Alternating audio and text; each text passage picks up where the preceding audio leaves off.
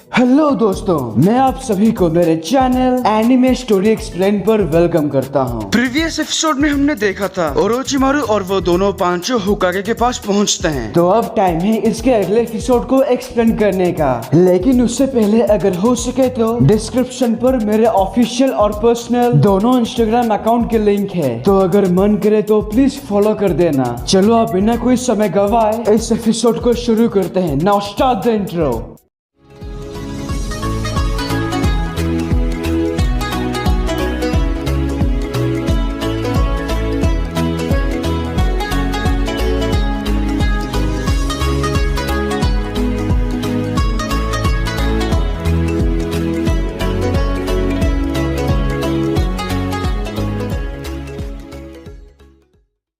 Episode के शुरुआत में हम देखते हैं ओरोचिमारू के कहते ही कारिन अपना हाथ दिखाती है, जिसे काट कर लेडी होकागे वापस पहले जैसे बन जाती है। तुम्हें दोबारा ऐसे देखकर अच्छा लगा सुनाडे। वैसे इसके लिए तुम्हें मुझे शुक्रिया अदा करना चाहिए। तुमने हमारे विलेज को धोखा दिया और कई बार उसे तबाह करने की कोशिश भी की, तो आज ये सब किस लिए? हाँ, तुम तो जानती हो मुझे सुनाडे, मैं वही काम करता हूँ जिन चीजों में मुझे दिलचस्पी होती है। मैं हमेशा तूफान बनने की कोशिश करता था, पर अब मुझे पता है कोई है जो मुझसे भी बड़ा तूफान ला सकता है। तुम्हारी बातें तुम ही समझो, पर मुझे ऐसा लगता है तुम्हें थोड़ा बदलाव आ गया है। मतलब मैं सोच भी नहीं सकती तुमने मुझे बचाया। हाँ, वैसे देखने से तो ऐसा ही लगता है। अगर ऐसा बदलाव तुम्हें पहले आ जाते तो हमारे जिराया को कभी मरना नहीं पड़ता। ये सुनकर ओरोचिमारू को कुछ पुरानी बातें याद आ जाती है। तीसरे विश्व युद्ध के दौरान वो सुनाडे और मास्टर जिराया एक बड़े से गुफा के अंदर होते हैं और दुश्मनों ने उसे घेर रखा है, और वो दुश्मन हिडन स्टोन के निंजा होते हैं। वो सभी निंजास एक साथ अर्थ स्टाइल से हमला करके उस गुफा को तोड़ने की कोशिश करते हैं। हम देखते हैं इसके अंदर मास्टर जिराया बहुत जख्मी है और लेडी सुनाडे उनके जख्मों को ठीक करने में लगी है। इसका कोई फायदा नहीं सुनाडे। हिडन स्टोन के निंजा इस गुफा को जल्द ही तोड़ देंगे। अगर हमें यहाँ से भागना है तो हमें जरा भी इंतजार नहीं करना चाहिए। याद रखो, सिर्फ हम दोनों। सिर्फ हम दोनों? और जिराया, इसका क्या? बात को समझो सुनाडे, अगर हम जिराया के लिए रुके रहे तो वो हम तक पहुंच जाएंगे, और वो भी आसानी से। इसीलिए मेरी बात को समझो, हम जिराया को ऐसी हालत में नहीं ले जा सकते। और इसीलिए मैं भी मेडिकल जुत्सु इस्तेमाल कर रही हूँ। तुम्हें दिखाई नहीं दे रहा? सुनाडे, ये युद्ध है। अपने भावनाओं को अपने ऊपर हावी होने मत दो। तुम कहना क्या चाहते हो? हाँ, अगर 2 लोग यहाँ से निकलेंगे तो जिंदा बचे रहेंगे, पर 3 नहीं। तुम आगे बढ़ो, जिराया को मैं देखता हूँ। खबरदार ओरोचिमारू, अगर तुमने एक कदम आगे बढ़ाया तो मैं तुम्हें जान से मार दूंगी। वो गुफा लगभग टूटने ही वाला था। ये तुम क्या करने की कोशिश कर रहे हो? हाँ, हमारे पास वक्त बहुत कम है। हमें जिराया को यहीं खत्म करना होगा, नहीं तो। ओरोचिमारू उन्हें मारने ही जा रहा था, लेकिन सुनाडे जिराया के सामने खड़ी होके उसे रोक लेती है। पर तभी हम देखते हैं ये गुफा भी टूट जाता है, लेकिन बाहर स्टोन निंजास नहीं बल्कि हमारे विलेज के निंजास होते हैं, जो उन तीनों को यहाँ रेस्क्यू करने आए हैं। तो उस वक्त को याद करके ओरोचिमारू को काफी बुरा लगता है। सही कहा तुमने। अगर मैं कभी गलत रास्ते पर नहीं चलता तो आज वो हमारे साथ, हमारे बीच में होता। ओरोचिमारू, गधे कहीं के। तो आज जाके तुम्हें ये बात समझ में आई। ठीक है, तुम्हारा शुक्रिया मेरी जान बचाने के लिए, लेकिन हमें बाकी सबको भी बचाना होगा। तुम युद्ध के बारे में जानते हो ना? बिल्कुल जानते हैं, इसीलिए तो हम आए हैं तुम्हारी मदद करने। कात्सुया, बाकी सब है कहाँ? वो चारों मेरे अंदर गंभीर हालत में है लेडी सुनाडे, तो उन्हें बाहर निकालो।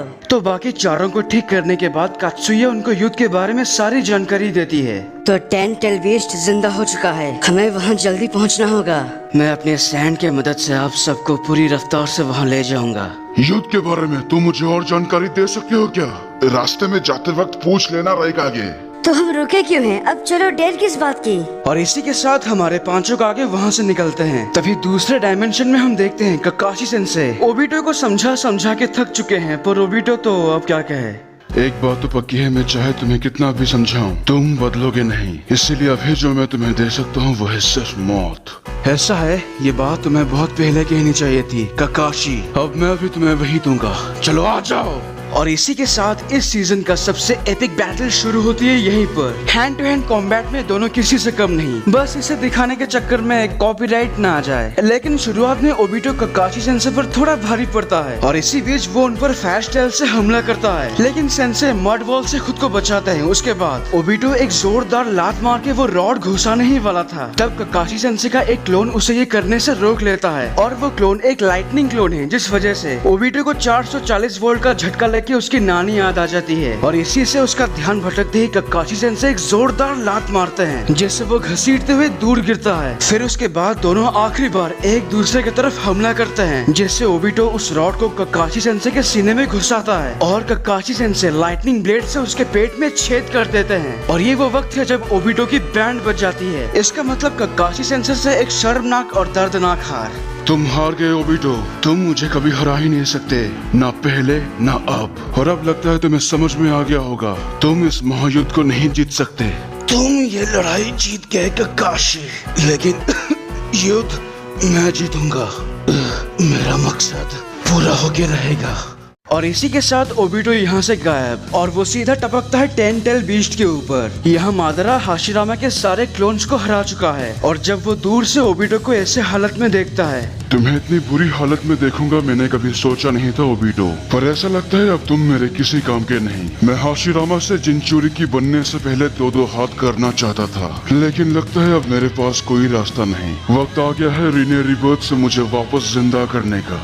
मादरा ब्लैक जेट्सू के सहारे ओबिटो के बॉडी पर कंट्रोल कर लेता है ताकि वो उसी के हाथों से रीने रिबर्थ जुत्सु करवा सके। वो उसके बॉडी को कंट्रोल करके उसी के हाथों हैंडशाइन बनाता है और ओबिटो कुछ ना कर पाने की वजह से जोर से चिल्लाता है, इसीलिए सभी की नजर उसी के ऊपर जाती है। हाशिरामा ये सब देखकर मादरा का पूरा खेल समझ जाते हैं।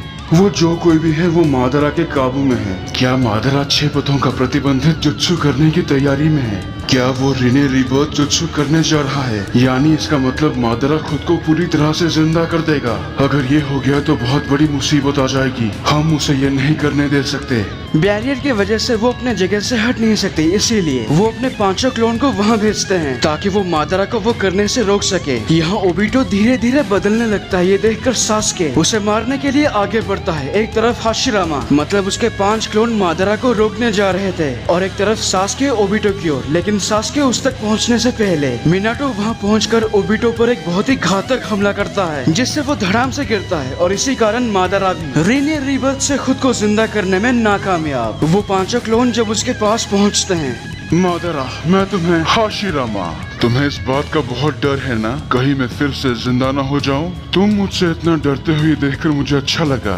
तभी यहाँ पर मिनाटो, ओबिटो ये तुम हो और उस दिन भी तुम थे, तो तुमने मेरे विलेज पर 9 टेल फॉक्स के सहारे हमला किया था। आखिर तुम ऐसा क्यों बन गए ओबिटो? क्या हुआ तुम्हारे साथ? तुम्हारा सपना तो होकागे बनने का था ना, फिर तुमने ये रास्ता क्यों चुना?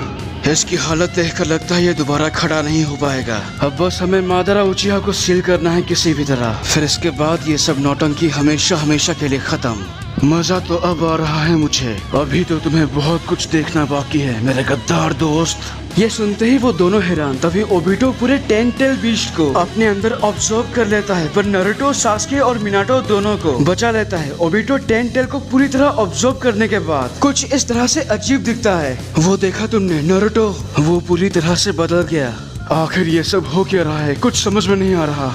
मैं जानता हूँ वो अब क्या बन गया है। उसने मादरा को अपने ऊपर कंट्रोल करने से रोका और 10 टेल बीस्ट को पूरी तरह अपने अंदर सील कर दिया और अब इसमें कोई शक नहीं, फिलहाल ओबिटो 10 टेल बीस्ट का जिंचुरिकी बन चुका है।